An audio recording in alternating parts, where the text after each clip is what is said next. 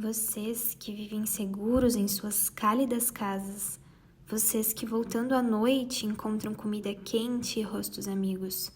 Pensem bem se isto é um homem, que trabalha no meio do barro, que não conhece paz, que luta por um pedaço de pão, que, por um sim ou por um não. Pensem bem se isto é uma mulher, sem cabelos e sem nome, sem mais força para lembrar, vazios os olhos, frio o ventre como um sapo no inverno. Pensem que isso aconteceu. Bom dia, pessoal! Hoje eu vou visitar Auschwitz. Tô indo encontrar o pessoal da excursão agora.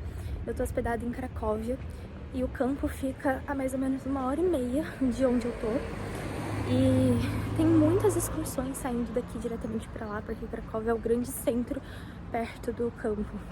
Então eu acabei comprando uma pela internet, com ida e volta, encontro aqui perto, tipo 5 minutos mais ou menos de onde eu tava hospedada. E é isso. Auschwitz foi o maior campo de concentração e extermínio nazista durante a Segunda Guerra, em que mais de 1 milhão de pessoas perderam suas vidas de forma sistemática. A Segunda Guerra acabou em 1945 e apenas 2 anos depois, em 1947, o campo foi inaugurado para visitação. Foi recente, com a Europa ainda muito destruída, mas com o principal intuito de dizer, sim, o Holocausto aconteceu. A frase em alemão dizendo "o trabalho liberta" é uma inscrição enganosa e cruel que pretendia transmitir a falsa ideia de que o trabalho duro e a obediência aos guardas nazistas promoveriam algum tipo de liberdade. Mas na verdade era uma forma de enganar tanto os prisioneiros quanto o público sobre o que de fato acontecia ali dentro. O campo foi instalado em uma cidade próxima a Cracóvia, na Polônia, por ser exatamente o centro da Europa. A região era um grande centro comercial e industrial e por isso já tinha várias linhas ferroviárias muito bem definidas, o que facilitaria o transporte para lá. E por falar em transporte, os prisioneiros eram trazidos em trens de carga como animais. Eles eram amontoados e empilhados, sem comida e sem água por dias. Alguns, inclusive, nem resistiam ao percurso. Assim que chegavam nos campos, passavam pela seleção. Apenas 2 caminhos podiam existir. Se você fosse considerado apto ao trabalho, ia para a fila que permaneceria no campo. Se fosse idoso, criança, uma mulher grávida ou tivesse qualquer deficiência, ia direto para o extermínio. Para que fila você acha que essas crianças estão indo? E assim era a vida no campo. Os dias de trabalho braçal duravam até 12 horas, sendo que cada prisioneiro ingeria em média apenas 900 calorias por dia, que era uma sopa aguada e um pedaço de pão. Muitos morriam de exaustão, além de tantos que eram punidos diariamente por qualquer tentativa de burlar alguma regra, como, por exemplo, ir ao banheiro sem permissão. Os alojamentos eram projetados para 400 pessoas, mas chegavam a abrigar 800 prisioneiros. As estruturas de madeira, muitas vezes sem colchão, obrigavam com que eles dormissem em contato direto com a madeira fria em um inverno muito rigoroso. O Bloco 10 era utilizado por médicos da SS, que realizavam experiências com os prisioneiros, principalmente com mulheres. Um dos médicos, conhecido como Anjo da Morte, realizava procedimentos como esterilização forçada, experimentos ginecológicos e de infecção, transfusões de sangue e congelamento. Tudo, é claro, sem qualquer tipo de anestesia.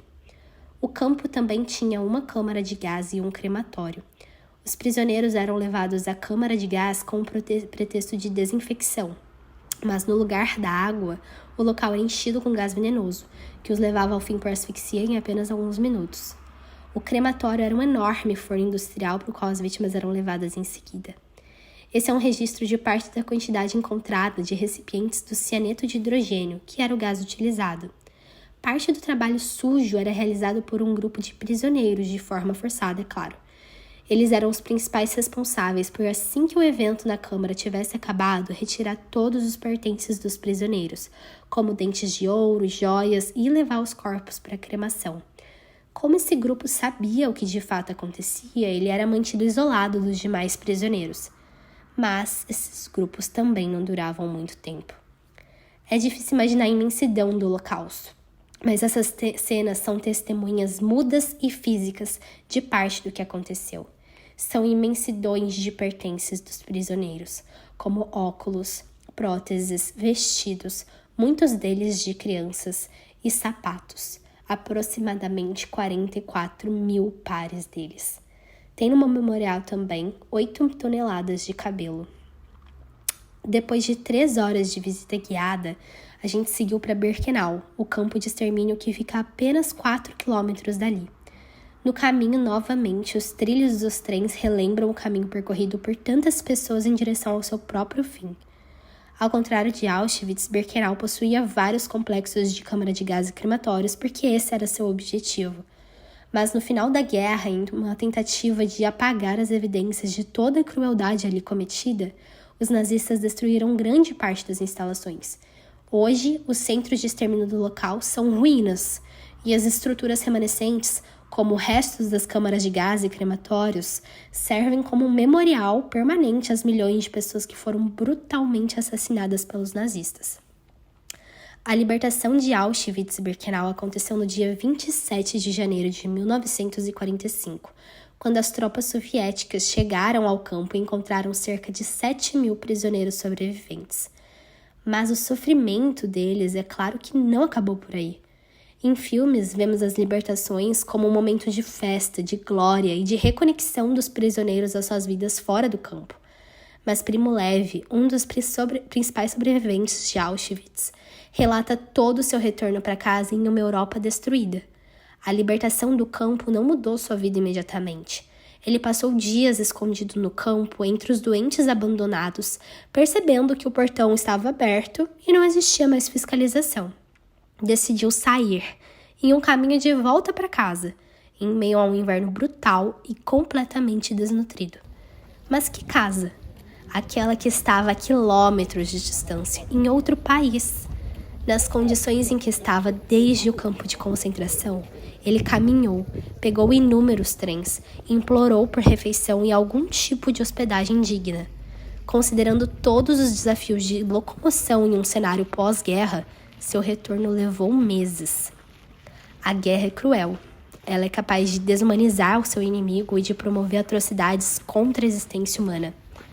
Que nenhum discurso nos deixe aceitar a diminuição de outro ser humano e que a gente não se conforme com a extinção de um povo. A guerra ainda existe.